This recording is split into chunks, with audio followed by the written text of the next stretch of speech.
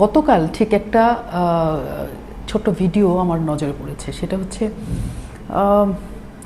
Hardly 7-8 বছর হবে মেয়েটার বয়স, এবং সে একটা বক্স ভর্তি চুড়ি, মাথার তার ক্লিপ ছোট ছোট, এগুলো নিয়ে ভিডিও করছে, কারণ ওই গিফট তাকে তার বয়ফ্রেন্ড দিয়েছে।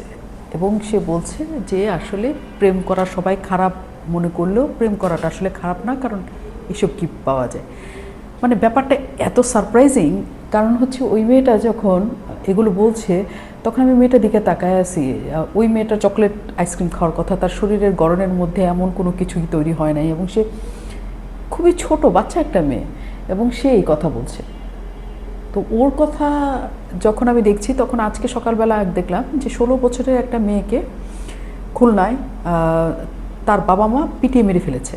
মানে কি অদ্ভুত অদ্ভুত, এবং বোধহয় একমাত্র মেয়ে, এবং তাকে মেরে ফেলা হয়েছে এই কারণে, কারণ তার বাবা মনে করে যে মেয়েটার একসাথে একাধিক সম্পর্ক, প্রেমের সম্পর্ক। এই কারণে মেয়েটার বাবা তাকে মাথার মধ্যে আঘাত করেছে লাঠি দিয়ে, অতিরিক্ত রক্তক্ষরণে মেয়েটা মারা গেছে।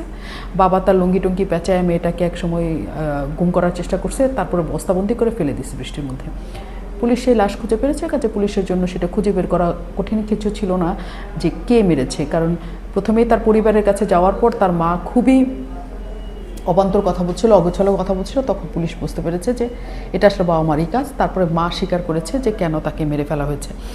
মানে অদ্ভুত। এবং এর মধ্যে আরেকটা ঘটনা, বাংলাদেশের একটা ঘটনা, 7-8 বছরের 2টা ছেলে মেয়ে, তারা বলেছে যে তারা বাড়িতে থেকে চলে যাবে, কারণ তারা একজন আরেকজনকে ছাড়া বাঁচবে না, এই কারণে তারা চলে যাচ্ছে।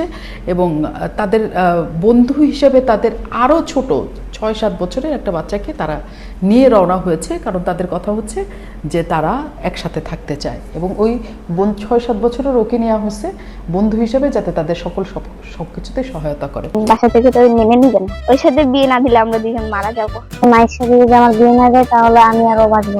মানে এসব ঘটনাকে আপনি আসলে, মানে একটা সময় ভাবা হতো যে কলেজ পর্যন্ত, স্কুল পর্যন্ত এইসব ঘটনা মাথার মধ্যে থাকতো না।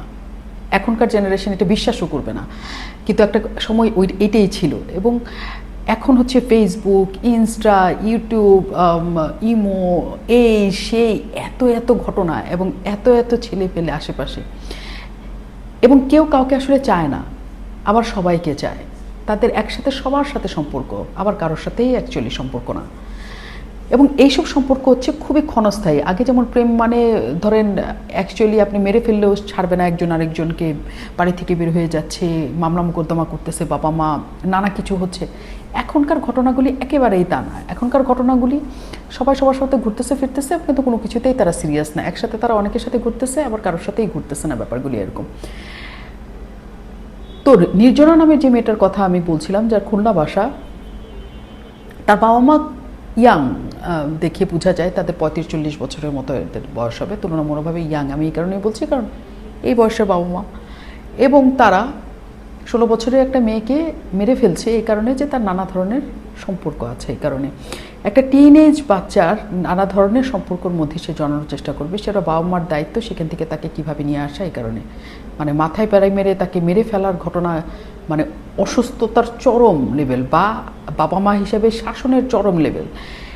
এখনকার সময়ে এইটা না, এখনকার একেবারে সময়ে এইটা না যে আপনি আপনার বাচ্চা কাচ্চাকে বলতে পারবেন যে তুমি এটা করবা, তুমি এটা করবা না। আপনি জোরই করতে পারবেন না, এটা অসম্ভব। এবং এটা মেনেই আপনাকে বাচ্চা পালতে হবে। আগে সামনে এসে দাঁড়ালে বাবা মা ভয়ে আত্মা কাঁপতে থাকতো, এখন প্রশ্ন ওঠে না। বাবা মাকে বাচ্চা কাচ্চা অহরই বলে ফেলতেছে, তুমি আমাকে বিরক্ত করো না তো, তুমি আমাকে বিরক্ত করতেছো, আমার পার্সোনাল লাইফে তুমি এসে ঢুকতেছো। তো আপনি অ্যাকচুয়ালি কী করবেন? আপনি যখন দেখবেন যে বাচ্চা অনেক বড় রকমের অন্যায় করছে, আপনার কোনো সুযোগ নেই সেখানে কঠোর হওয়ার, আপনার একেবারেই সুযোগ নেই সেখানে কঠোর হওয়ার। আপনি যেটা করতে পারবেন তাকে হচ্ছে বুঝাইতে পারবেন যে তোমাকে এটা করা উচিত, তোমাকে এইটা করা উচিত না। এর বাইরে আপনার আসলে অ্যাকচুয়ালি কিছু করার নাই। কারণ 20 বছর, আপনার যে 20 বছরের ছোট ছেলে মেয়েগুলার জেনারেশন গ্যাপের যে জায়গাটা, সেই গ্যাপটা ইদানিং এত বড় হয়েছে, এত বিশাল হয়েছে। আপনি মনে করতে পারেন হ্যাঁ আমাদের বাবা মার সাথেও তো আমাদের জেনারেশন গ্যাপ ছিল, হ্যাঁ ছিল, কিন্তু এখনকার টেকনোলজি, এখনকার অবস্থান অনেক আলাদা। এবং এই এত অ্যাভেলেবেল হয়ে যাওয়া ঘটনা এবং তাদের মেন্টালি স্টেট এত পরিবর্তিত হওয়ার ঘটনা আসলে কোনোভাবেই আপনি অ্যাডজাস্ট করতে পারবেন না। এটাকে ওদেরকে বোঝানোর চেয়ে আগে আগে নিজেকে বুঝাইতে হবে যে আপনি আসলে কিভাবে ব্যাপারটা ডিল করবেন, আপনার আসলে কিভাবে ব্যাপারটা তার কাছে যে উপস্থিত করা উচিত।